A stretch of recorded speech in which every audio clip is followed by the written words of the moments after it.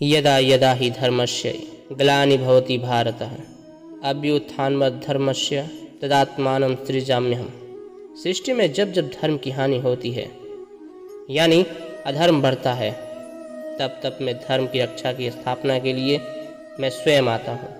किसी दुर्बल को शक्ति के रूप में, तो किसी अज्ञानी को ज्ञानी के रूप में, किसी पुरुष को ताकत के रूप में, तो किसी निर्धन को धन के रूप में, पर मैं आता ज़रूर हूँ। Hello guys, welcome back. आप सभी का हमारे यूट्यूब चैनल पर एक बार फिर स्वागत है। आज हम जानेंगे श्री कृष्ण से सीखने वाली उन 8 बातों की। उनके जीवन का हर प्रसंग, हर कथा, हर बात आज भी हमारी ज़िंदगी के लिए उतनी ही काम की है जितनी महाभारत या उसके बाद के समय में रही होगी। कोरोना काल से गुजरी दुनिया ने पिछले 2 सालों में रिश्तों के महत्व को बहुत गहराई से जाना है।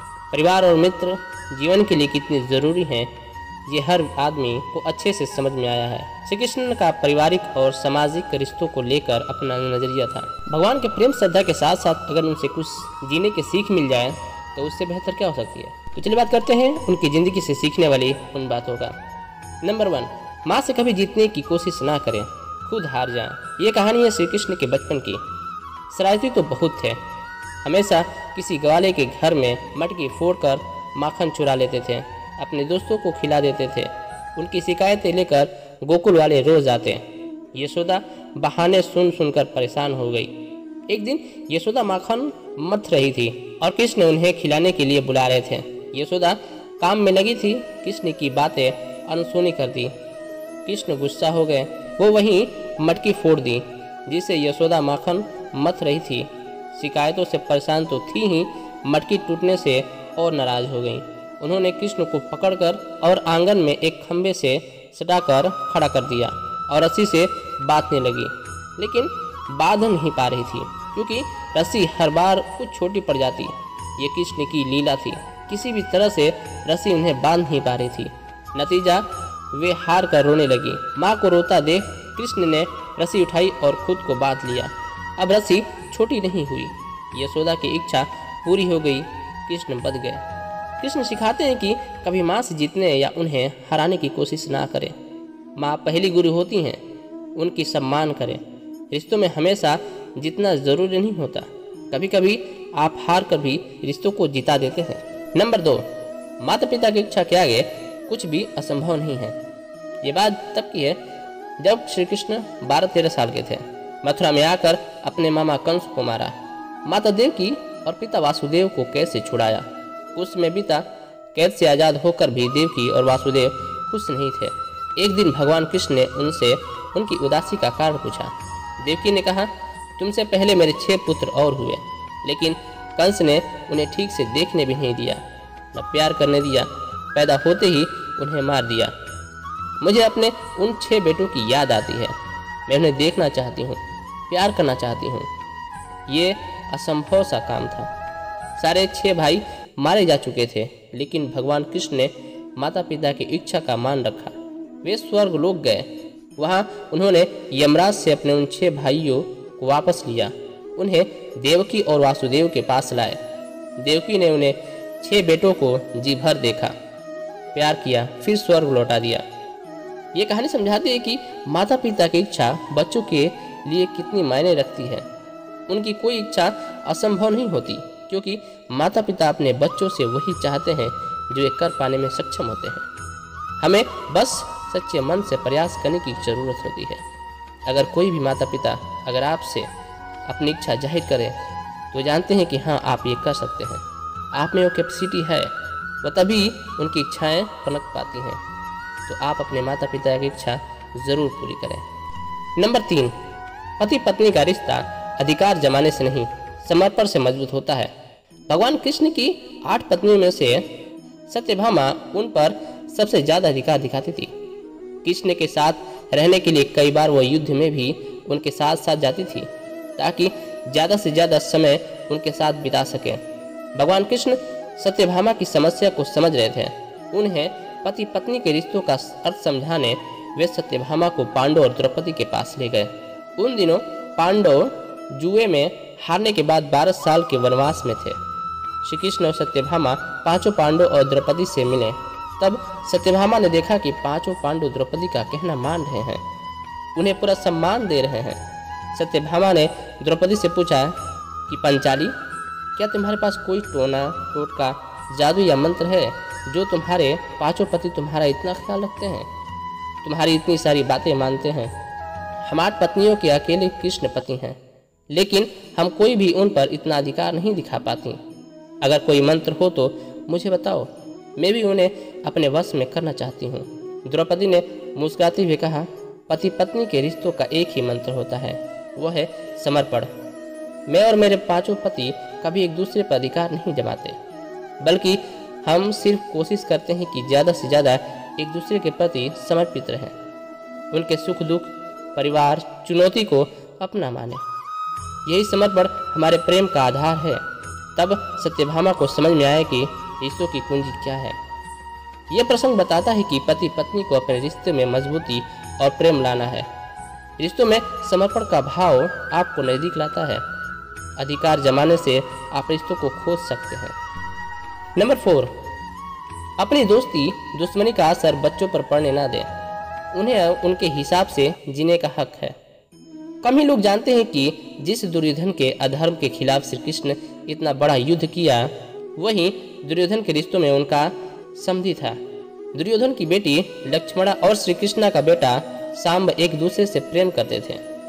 दुर्योधन ने लक्ष्मणा का स्वयंवर आयोजित किया, जिसमें कृष्ण का परिवार आमंत्रित नहीं था।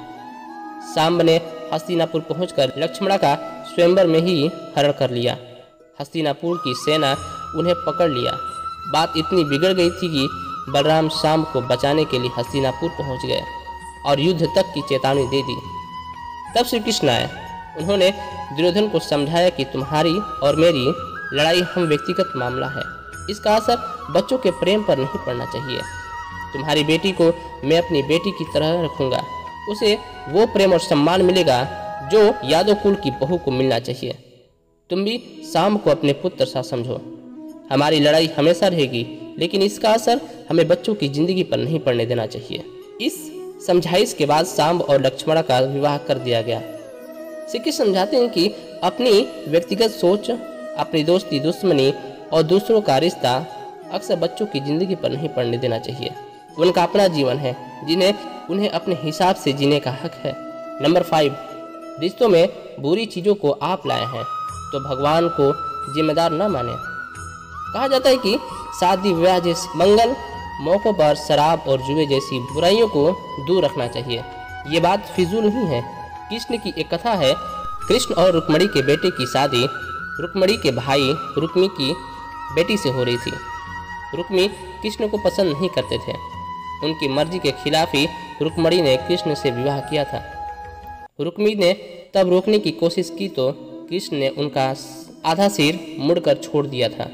अपने इस अपमान का बदला लेने के लिए रुक्मी मौके की तलाश में था। शादी में रुक्मी को यह मौका मिल गया। उसने बलराम को जुआ खेलने बैठा दिया। बलराम जुआ खेलना नहीं चाहते थे। वो हारते गए और रुक्मी उनका मजाक उड़ाता रहा। कुछ देर तो बलराम सहन करते रहे, लेकिन जब रुक्मी बार बार मजाक उड़ाने लगा तो बलराम ने उसकी गद्दा से उस पर प्रहार कर दिया और रुक्मी वहीं मारा गया। शादी के मंगल प्रसंग में अमंगल हो गया। रुक्मिणी के भाई की हत्या हो गई कृष्ण के भाई के हाथों। रुक्मिणी कृष्ण की तरफ देख रही थी और बलराम भी, लेकिन कृष्ण चुप थे। वो कुछ नहीं बोले, ना अपनी पत्नी से जिसका भाई मारा गया, ना अपने भाई बलराम से जिन्होंने रुक्मिणी को मारा। वो पूरी घटना मौन रही। कृष्ण का ये व्यवहार बताता है कि जब आप खुद अपने शुभ कार्यों में बुरी आदतों को लाते हैं और उससे कोई अनहोनी होती है तो भगवान की तरफ देखने का या उन्हें कोसने का कोई अर्थ नहीं होता। बुरी आदतों को आप लाए हैं तो परिणाम भी आपको ही भुगतना है। भगवान मौन रहेंगे।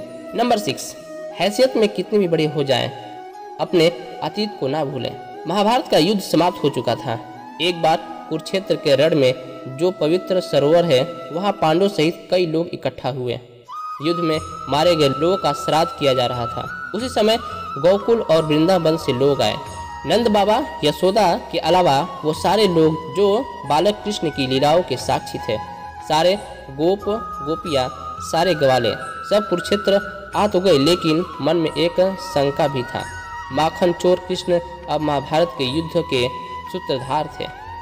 गीता का ज्ञान देने वाले गुरु और द्वारिका के महाराजा थे। मन में संयम था कि पता नहीं कृष्ण कैसे मिलेंगे। लेकिन जब कृष्ण उनके सामने आए तो इतनी भावुक हो गए कि गोकुल वृंदावन से आया हर व्यक्ति रो पड़ा। कृष्ण अपनी जड़ों को नहीं भूले थे। इतनी भाग दौड़ी में भी उन्हें सब याद थे। सबसे उनकी प्रेम से मिले जैसे बचपन में मिला करते थे। कृष्ण कहते हैं कि आप किसी भी पद पर हो, कितने भी संपत्ति के मालिक हो, अपने अतीत को कभी नहीं भूलना चाहिए। जहाँ से आपने यात्रा शुरू की उस पहले पड़ाव से आपका जुड़ाव हमेशा रहना चाहिए। नंबर 7, किसी ने मदद की है तो उसे समय पड़ने पर लौटाएं, भूले नहीं। युधिष्ठिर के राजसूज यज्ञ में धरती के सारे राजा आए हुए थे। मध्य भारत के चेदी नगर, अब मध्य प्रदेश के चंदेरी के राजा शिशुपाल भी वहाँ थे। शिशुपाल भगवान कृष्ण की बुआ के बेटे थे, लेकिन शिशुपाल कृष्ण के विरोधी थे। जब शिशुपाल पैदा हुआ था तो उसके 4 हाथ और 2 सिर थे। आकाशवाणी हुई कि किसी अवतारित पुरुष के गोद में जाने से उसके 2 हाथ और 1 सिर अपने आप गायब हो जाएंगे। लेकिन जिसकी गोद में ऐसा होगा उसी के हाथों शिशुपाल की मृत्यु भी होगी। कृष्ण ने जब शिशुपाल को गोद में लिया तो उसके 2 हाथ और 1 सिर गायब हो गए और वो सामान्य बच्चा जैसा हो गया। भगवान कृष्ण ने अपनी बुआ से ये वचन दिया कि वो शिशुपाल का वध तब करेंगे जो उसके खिलाफ 100 अपराध कर चुका होगा। युधिष्ठिर की सभा में शिशुपाल ने श्री कृष्ण को 100 बार गालियाँ दी और कृष्ण ने उसका सिर सुदर्शन चक्र से काट दिया। सुदर्शन से भगवान की उंगली कट गई, जिस पर द्रौपदी ने अपनी साड़ी का कपड़ा फाड़ कर बांध दिया। जब हस्तिनापुर की सभा में द्रौपदी का चिरहरण हो रहा था तब भगवान श्री कृष्ण ने इसी एक कपड़े के टुकड़े का एहसान चुकाया और द्रौपदी की साड़ी लंबी होती गई। श्री कृष्ण कहते हैं कि अगर आप पर किसी ने कोई उपकार किया है, कोई सहायता की है या किसी मुश्किल घड़ी में आपका साथ निभाया है तो आपको भी उसका ये कर्ज चुकाने के लिए हमेशा तैयार रहना चाहिए। नंबर 8, रिश्तों को बचाने की आखिरी कोशिश की गुंजाइश कभी ना छोड़ें। कौरव और पांडवों में युद्ध की लगभग ठन ही गई थी। दुर्योधन ने भगवान कृष्ण का शांति प्रस्ताव को भी ठुकरा दिया था। दुर्योधन को भरोसा था कि पितामह भीष्म, गुरु द्रोणाचार्य और कर्ण के रहने से वो कभी हार नहीं सकता। केवल कृष्ण जानते थे कि कर्ण पांडवों के बड़े भाई और बुआ कुंती के पुत्र हैं। उन्होंने इस रिश्तों को बचाने की पूरी कोशिश की। जब युद्ध रोकने के सारे रास्ते बंद हो चुके थे तब श्री कृष्ण ने कर्ण को अकेले में ये राज बता दी कि वो सूत पुत्र नहीं हैं, उनकी बुआ कुंती और भगवान सूर्य के पुत्र हैं।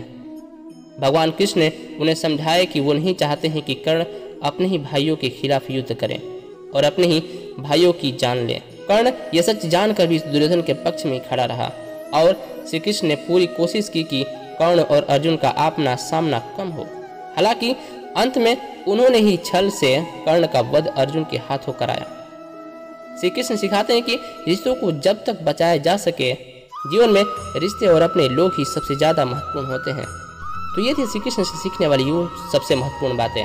अगर आपको वीडियो पसंद आई प्लीज़ इसे लाइक एंड सब्सक्राइब जरूर करें और हाँ, अपने दोस्तों के साथ शेयर करना बिल्कुल ना भूलें। तब तक के लिए धन्यवाद। चलिए मिलते हैं नेक्स्ट वीडियो में।